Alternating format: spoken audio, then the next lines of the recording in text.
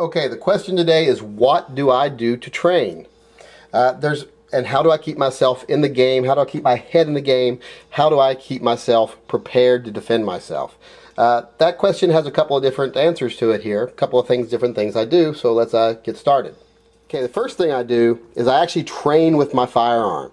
And I train in a way, not like target shooting. Target shooting is great, plinking is great, but it's not training.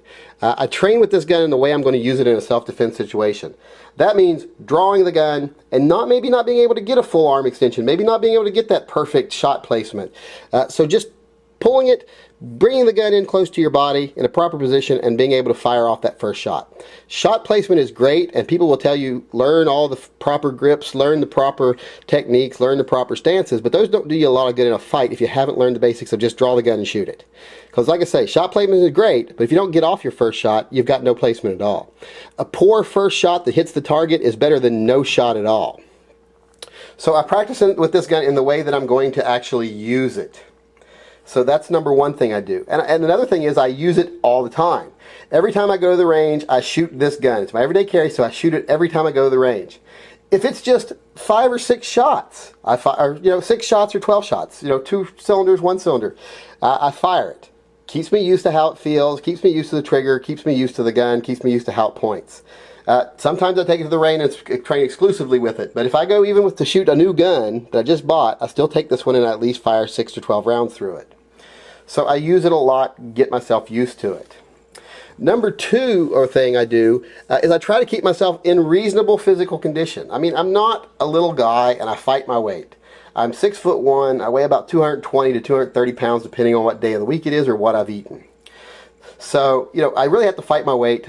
If you're so heavy or you're so out of shape that you can't run a block or you can't wrestle with someone for 15 seconds without getting tired and being overcome with fatigue, you're probably not going to survive most bad situations.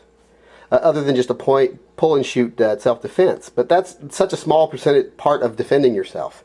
So I try to keep myself reasonably fit. I try to keep myself able to fight. That's part of the physical fitness. And I train with Krav Maga. That's my choice. I mean, boxing, wrestling, whatever you want to do, learn. I choose Krav Maga because I think it's a good fighting style. It keeps me reasonably fit. There's lots of cardio involved in it. It does really teach you how to fight and get away. Because my main goal is always to get away. So I learn how to keep myself, I try to keep myself fit, and I try to learn how to stay in the fight. The last thing I do is always be aware of your situation. Situational awareness is very important. Even if it's just knowing where the exits and entrances are, where you're at, knowing what the vantage points are of where you're at, know where you can be seen but you can't see, where you can be seen from but that you can't see. Just know things like when you go to the mall. I'm not saying be paranoid all the time, but just know things. Like know, in this mall, if something happened, this place has cover, this place doesn't. This place has an exterior exit, this place doesn't. If I run into this store, I'm trapped, no way out, all glass front, I could be caught in a shooting. If I run into this store, well, they have exterior exits, so I can get out.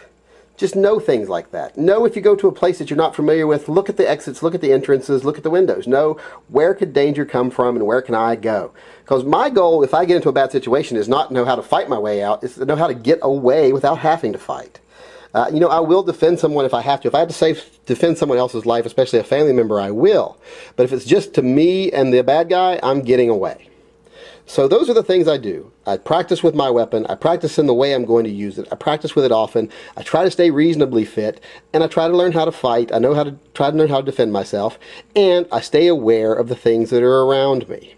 Those are the things I do to keep myself reasonably safe. Now, I'm not a paranoid person. I always feel safe, but I don't see a bad thing about doing these things also.